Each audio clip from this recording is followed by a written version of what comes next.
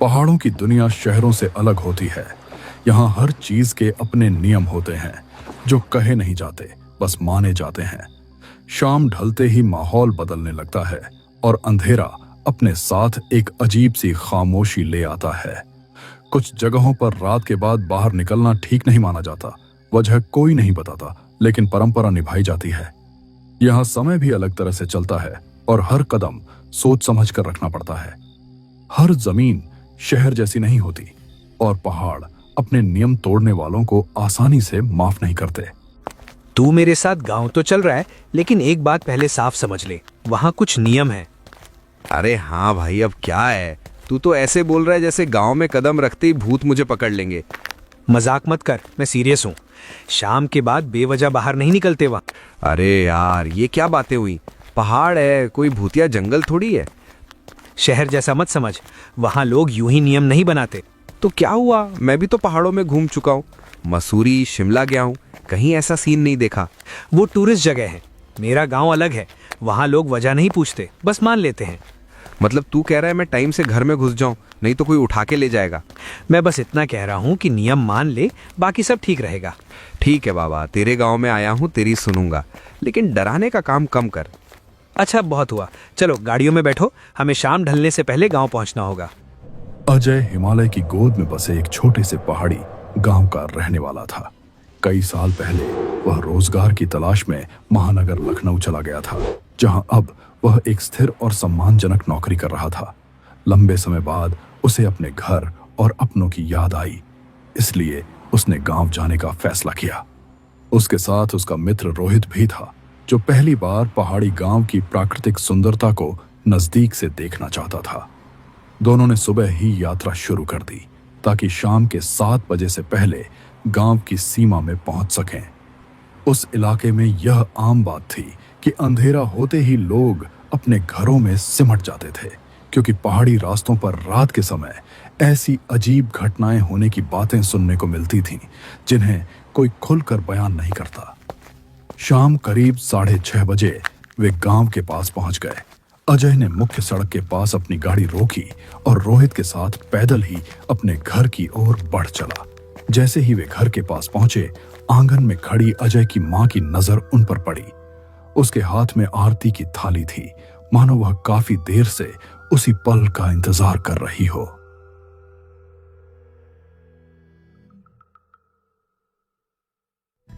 अरे माँ, ये सब क्या कर रही हो? अब मैं कोई पराया थोड़ी हूँ कि आरती उतार रही हो। चुप कर, यहाँ का होकर भी ऐसी बातें करता है। पहाड़ का बच्चा है और पहाड़ की बातों पर ही हंस रहा है।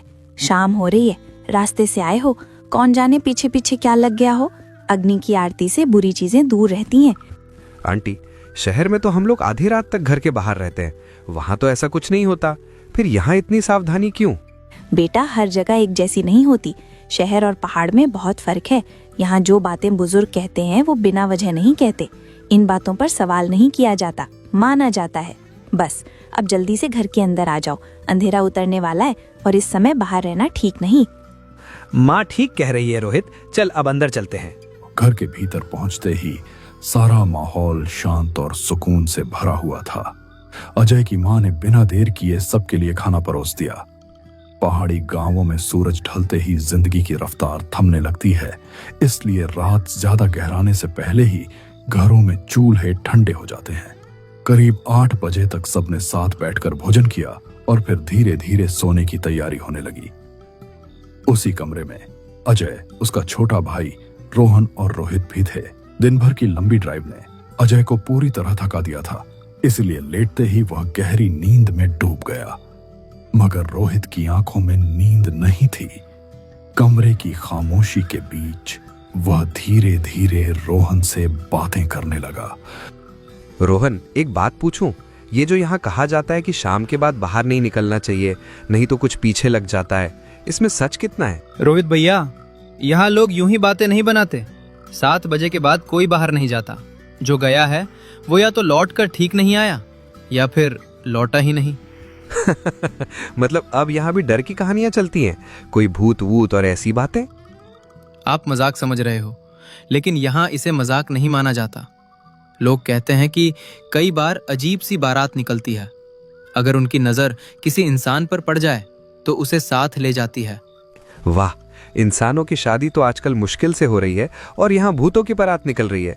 भैया हंसिए मत, गांव के कई लोग ऐसे ही गायब हुए हैं। आज तक किसी को पता नहीं चला कि वे गए कहाँ। पता नहीं यार, तुम्हारे गांव में कैसी कैसी बातें उड़ती रहती हैं। मैं तो यहाँ घूमने और मजे करने आया था, लेकिन ये सब सुन सुनकर दिमाग खराब हो गया। चलो छोड़ो, अब सो जाओ, मुझे भी नींद आने लगी है। रोहित के मन में अब भी यही बात चल रही थी कि गांव में कही जाने वाली ये सारी बातें महज वहम और पुरानी सोच का नतीजा है। उसे लगता था कि डर की ये कहानियां समय के साथ लोगों की आदत बन चुकी हैं, जिनका हकीकत से कोई लेना देना नहीं। अगली सुबह वह अजय और उसके छोटे भाई के साथ पहाड़ों की ओर निकल पड़ा। दिन भर उन्होंने घाटियों, जंगलों और ऊंचे रास्तों को करीब से देखा, मगर जैसे ही शाम का उजाला थोड़ा सा फीका पड़ने लगा, तीनों ने बिना देर किए घर लौटने का फैसला कर लिया। पहाड़ों में सूरज ढलने का मतलब सिर्फ अंधेरा नहीं होता, बल्कि माहौल का बदल जाना होता है। और उस दिन लौटते वक्त रोहित को पहली बार महसूस हुआ कि पहाड़ों की खामोशी कुछ ज्यादा ही गहरी है। चल अब काफी हो गया, घर चलते हैं, अंधेरा होने वाला है।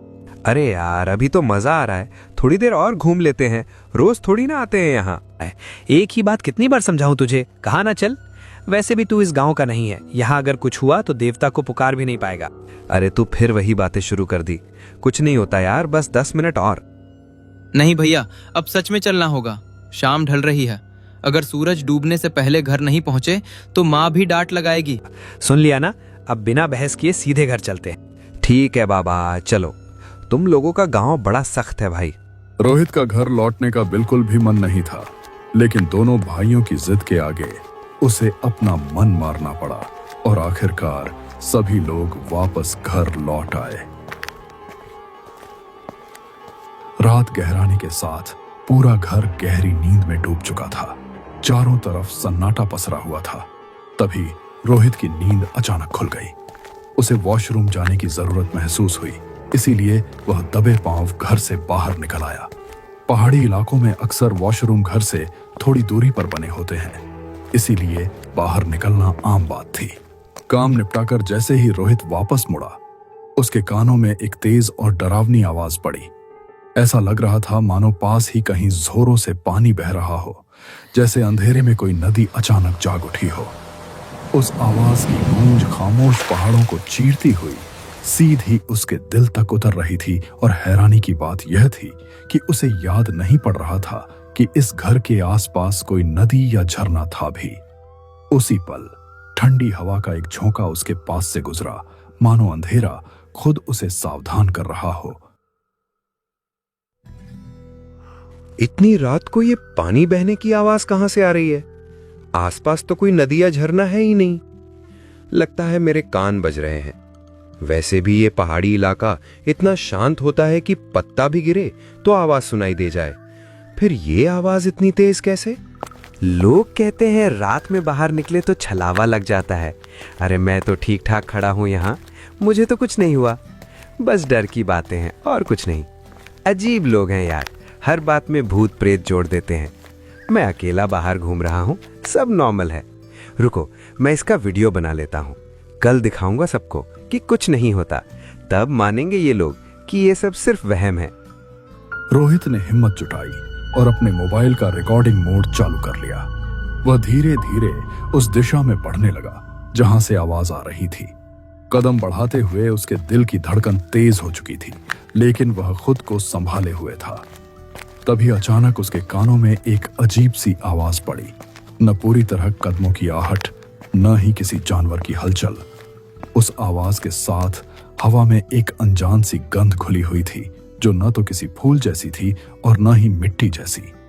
रोहित एक पल के लिए वहीं थम गया, क्योंकि अब डर सिर्फ महसूस नहीं हो रहा था, बल्कि आसपास की हवा में साफ उतर आया था। ये कैसी अजीब आवाज है यार, सुनते ही दिमाग सुन्न सा हो रहा है। ऐसा लग रहा है अगर थोड़ी देर और सुनी तो कान के पर्दे ही फट जाएंगे।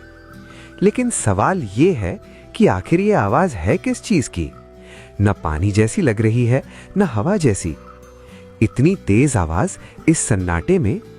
ये बिल्कुल नॉर्मल नहीं है। रोहित ने घबराकर चारों ओर नजरें दौड़ाईं, लेकिन अंधेरे में उसे कुछ भी साफ दिखाई नहीं दिया। मोबाइल की रिकॉर्डिंग चालू थी, फिर भी उसमें किसी तरह की कोई आवाज कैद होती महसूस नहीं हुई। जिस दिशा से थोड़ी देर पहले अजीब हलचल सुनाई दे रही थी, वहां अब पूरी तरह सन्नाटा छा चुका था। जैसे ही वह रिकॉर्डिंग करते हुए कुछ कदम और आगे बढ़ा, उसके फोन की फ्लैशलाइट की रोशनी रास्ते पर पड़ी। उसी रोशनी में उसे आगे थोड़ी दूरी पर एक खरगोश बैठा हुआ दिखाई दिया। जानवरों से लगाव होने की वजह से रोहित कुछ पल के लिए सब कुछ भूल गया और वह उसके पास जाने लगा। खरगोश भी धीरे धीरे सड़क पार कर दूसरी ओर बढ़ने लगा, मगर जैसे ही रोहित उसके करीब पहुंचने ही वाला था, वह खरगोश अचानक उसकी आंखों के सामने से गायब हो गया। यह देखकर रोहित के शरीर में सिहरन दौड़ गई, माथे पर पसीना उभर आया और डर के मारे उसके कदम अपने आप पीछे हटने लगे। ये क्या था? अभी तो मेरी आंखों के सामने था वो खरगोश, एकदम साफ, फिर एक पल में ऐसे कैसे गायब हो गया? नहीं, ऐसा नहीं हो सकता। ये मेरा वहम नहीं हो सकता। मैंने अपनी आंखों से देखा है। ये जगह ठीक नहीं है, बिल्कुल भी ठीक नहीं। रोहित पूरी तरह घबराया हुआ था। उसके भीतर का डर अब काबू से बाहर हो चुका था और सांसें भी ठीक से साथ नहीं दे रही थीं। वह अब भी अपने होश संभाल ही रहा था कि अचानक उसके पीछे किसी के तेजी से भागने की आवाज गूंज उठी। यह आवाज इतनी साफ थी कि उसका शरीर सिहर उठा। उसने डरते डरते गर्दन मोड़ी तो देखा, वही खरगोश कुछ फासले पर खड़ा उसे घूर रहा था। आंख झपकने भर की देर में ही वह फिर से अंधेरे में घुल गया, जैसे वहां कभी था ही नहीं। दूसरी बार भी ऐसा होते देख रोहित का आखिरी भ्रम भी टूट गया। यह कोई कल्पना नहीं थी। उसका पूरा शरीर कांप रहा था, होंठ सूख चुके थे और माथे से पसीना टपक रहा था। फिर भी उसने खुद को संभाला, मन ही मन भगवान का नाम लिया और बिना पीछे मुड़े तेज कदमों से घर की ओर बढ़ चला, जैसे हर पल अंधेरा उसके और करीब आता जा रहा हो। रोहित डर के मारे कांपते हुए धीरे धीरे आगे बढ़ रहा था।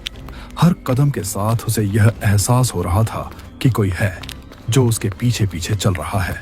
सब लोग ठीक ही कह रहे थे, 7 बजे के बाद बाहर नहीं निकलना चाहिए था। मैंने बहुत बड़ी गलती कर दी। जिन बातों को आज तक सिर्फ कहानियां समझता रहा, आज वही सब मेरी आंखों के सामने हो रहा है। ये सब सच है, ये कोई वहम नहीं। कहीं वो मेरे पीछे तो नहीं आ रहा? हर कदम पर ऐसा लग रहा है जैसे कोई मुझे देख रहा हो। हे भगवान, ये सब मेरे साथ क्यों हो रहा है? मुझे यहाँ से सुरक्षित बाहर निकाल दो, बस आज बचा लो। मैं दोबारा ऐसी गलती कभी नहीं करूंगा। तभी उसके कानों में पैरों की हल्की लेकिन साफ आहट गूंजने लगी। वह घबराकर तेज चलने लगा, मगर अचानक उसके कंधे पर किसी ने अपना हाथ रख दिया। उस पल डर ने उसे जकड़ लिया, गला सूख गया, आवाज जैसे भीतर ही दब कर रह गई। वह चाहकर भी चीख नहीं पाया। तभी उसके सामने एक बुजुर्ग आदमी आकर खड़ा हुआ। उसका चेहरा शांत था, पहनावा साधारण और आंखों में कोई अजीबपन नहीं था। उसे देखकर रोहित की सांस थोड़ी सामान्य हुई। तुम यहाँ जंगल में क्या कर रहे हो? क्या तुम्हें नहीं पता कि 7 बजे के बाद घर से बाहर निकलना मना है? लगता है तुम जैसे लोगों को अपनी जान ज्यादा प्यारी नहीं होती। आप मुझे डराने की कोशिश मत कीजिए काका, और आप खुद भी तो इतनी रात में यहाँ अकेले घूम रहे हैं। आपको डर नहीं लगता? डर? मुझे भी कभी बहुत डर लगता था। कभी? तो फिर अब नहीं लगता? कैसे खत्म हो गया आपका डर? एक रात में सब खत्म हो गया। एक रात में? क्या हुआ था उस रात? जिस रात मेरा डर खत्म हुआ था, उसी रात मैं इंसान भी नहीं रहा। जैसे ही रोहित ने उस आदमी से सवाल किया, उसके होंठों पर एक ऐसी मुस्कान फैल गई जिसे देखकर रूह तक कांप उठे। वह मुस्कान सामान्य नहीं थी, उसमें कुछ ऐसा था जो इंसानी नहीं लगता था। अगले ही पल उसका चेहरा अजीब ढंग से सख्त होने लगा, मानो त्वचा लोहे में बदल रही हो। फिर अचानक उसके चेहरे का मांस मोमबत्ती के पिघलते मोम की तरह टपकने लगा। आंखों का रंग धीरे धीरे बदलता गया और कुछ ही पलों में वे पूरी तरह सफेद हो चुकी थीं, बिल्कुल निर्जीव। उसके शरीर से हड्डियों के मरोड़ने की भयानक आवाजें आने लगीं, जैसे वह अपने ही ढांचे को तोड़ रहा हो।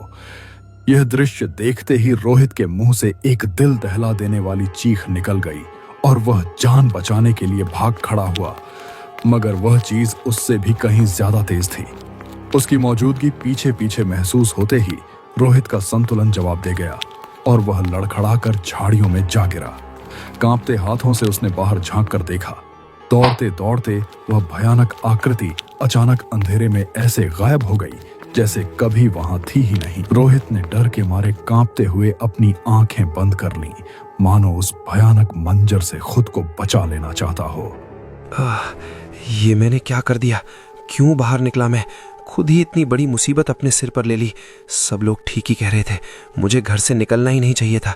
हे भगवान, अब मैं यहाँ से घर तक कैसे पहुँचूंगा?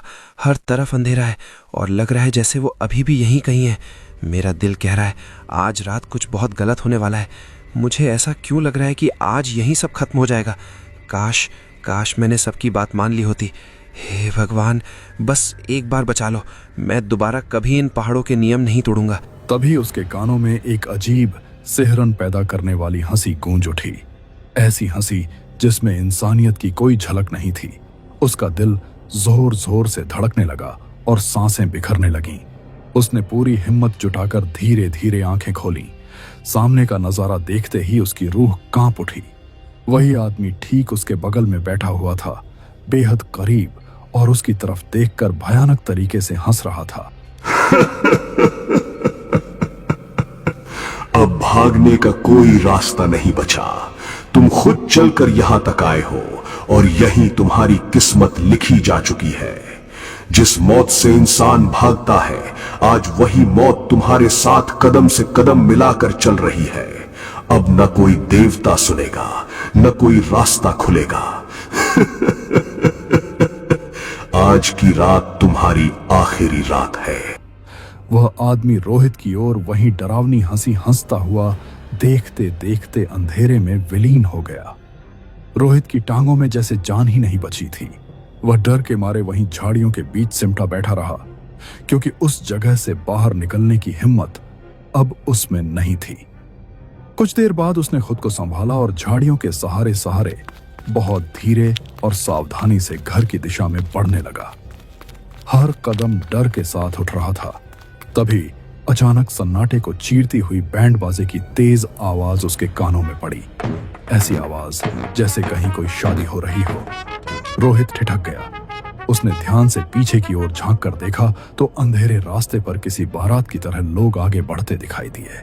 चारों ओर अजीब सी रोशनी और चकाचौंध फैली हुई थी। उन्हें देखकर रोहित की जान में जान आई। ये लोग, इतने सारे लोग, लगता है कोई शादी की बारात है। अकेला रहने से तो अच्छा है इनके पास रहूं। शायद इनके साथ रहा तो बच जाऊं। कम से कम मैं अकेला तो नहीं रहूंगा। इतने लोगों के बीच कुछ तो सुरक्षित होगा। अगर मैं यहीं अकेला रहा तो नहीं, अकेले मेरा बच पाना मुश्किल है। बस इनके पीछे पीछे चल लेता हूँ। शायद यही मेरी आखिरी उम्मीद है। रोहित जैसे ही झाड़ियों से बाहर निकलने ही वाला था, तभी उसे अजय की कही हुई वह बात अचानक याद आ गई। ये मैं क्या करने जा रहा था? मैं कैसे भूल गया अजय ने क्या कहा था कि रात को यहाँ से भूतों की बारात निकलती है। अगर उनकी नज़र मुझ पर पड़ गई तो ये लोग मुझे अपने साथ ले जाएंगे। नहीं, मुझे कुछ भी करके खुद को बचाना होगा। ये लोग इंसान नहीं है, ये साफ दिख रहा है। अगर इन्होंने मुझे देख लिया तो ये मुझे छोड़ेंगे नहीं। मेरा दिल कह रहा है ये मुझे मार डालेंगे।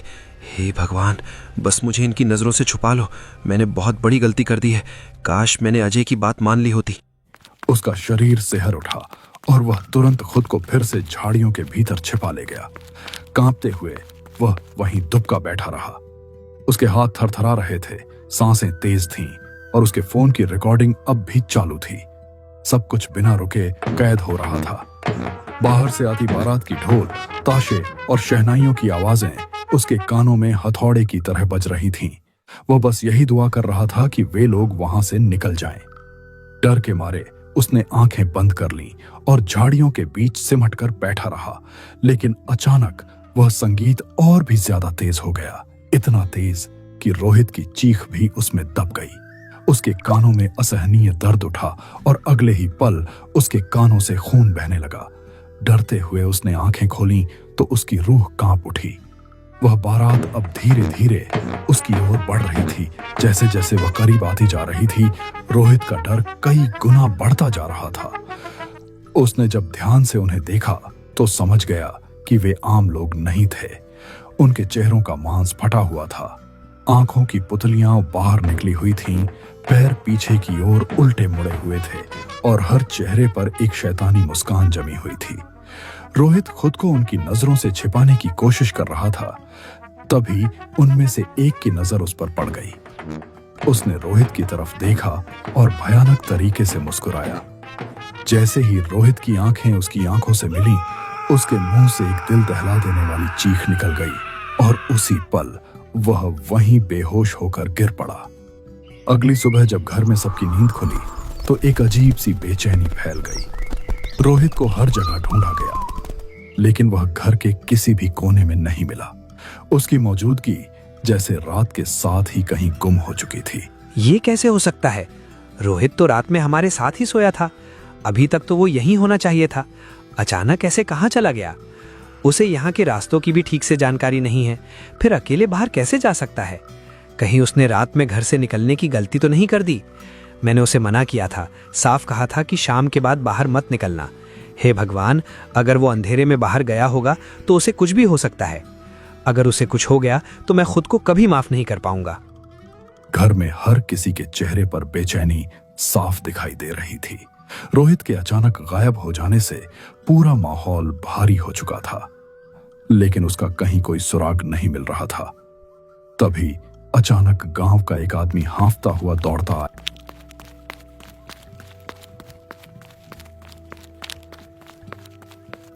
और सीधे अजय के सामने आकर रुक गया। उसने जो कुछ अजय के कानों में कहा, उसे सुनते ही अजय के पैरों तले जमीन खिसक गई। बिना कुछ बोले, बेचैनी और डर के साथ वह जंगल की ओर भाग पड़ा। जैसे ही वह झाड़ियों के उस रास्ते तक पहुंचा, उसकी नजर सामने के दृश्य पर ठहर गई। एक पेड़ की ऊंची डाली से रोहित का निर्जीव शरीर लटका हुआ था। उसकी आंखों की पुतलियां गायब थीं, मुंह अध खुला था और जीभ बाहर की ओर लटकी हुई थी। हाथ पैर इस तरह मरोड़े गए थे जैसे किसी ने जानबूझकर उन्हें उल्टा घुमा दिया हो। यह दृश्य देखते ही अजय की चीख जंगल की खामोशी चीरती हुई गूंज उठी। वह फूट फूट कर रोने लगा। उसके कदम लड़खड़ा गए और आंखों के सामने सब कुछ धुंधला पड़ गया। किसी तरह रोहित के शरीर को पेड़ से नीचे उतारा गया। मैंने मना किया था रोहित, बार बार मना किया था कि 7 बजे के बाद घर से बाहर मत निकलना, लेकिन तूने मेरी एक भी बात नहीं सुनी। काश तूने मेरी बात मान ली होती मेरे दोस्त। मैंने तुझे साथ लाया था, तुझे बचाने की जिम्मेदारी मेरी थी, और देख आज मैं तुझे ऐसे हाल में देख रहा हूं। अगर मैं तुझे उस रात रोक लेता, अगर मैं तुझ पर जोर डाल देता, तो शायद तू आज जिंदा होता। रोहित उठ जा यार, ये कोई मजाक नहीं है, बहुत हो गया। मेरी बात सुन ले बस एक बार, मैं फिर कभी तुझे कुछ नहीं कहूंगा। हे भगवान, मेरा दोस्त मुझसे छीन लिया, लेकिन ये सजा मुझे क्यों नहीं दी? उसी वक्त अजय की नजर जमीन पर पड़े एक मोबाइल पर पड़ी। वह रोहित का फोन था। स्क्रीन अभी भी चालू थी और उसमें बीती रात की पूरी रिकॉर्डिंग सुरक्षित थी, मानो वह रात अपनी डरावनी कहानी अब भी सुनाने को जिंदा हो। यही जिद उसकी मौत की वजह बन गई। रोहित की जान चली गई सिर्फ इसलिए क्योंकि उसने उन नियमों को हल्के में ले लिया जो पहाड़ों में जीवन से भी ज्यादा अहम होते हैं। पहाड़ी गांवों में ऐसी घटनाएं कोई नई बात नहीं है। आज भी वहां सूरज ढलते ही लोग अपने घरों में सिमट जाते हैं और 7 बजे के बाद बाहर कदम रखने से बचते हैं, क्योंकि वहां के नियम सिर्फ बनाए नहीं गए हैं, उन्हें अंजामों ने लिखा है। और जो कोई भी उन नियमों को तोड़ने की कोशिश करता है, उसका वही हश्र होता है जो उस रात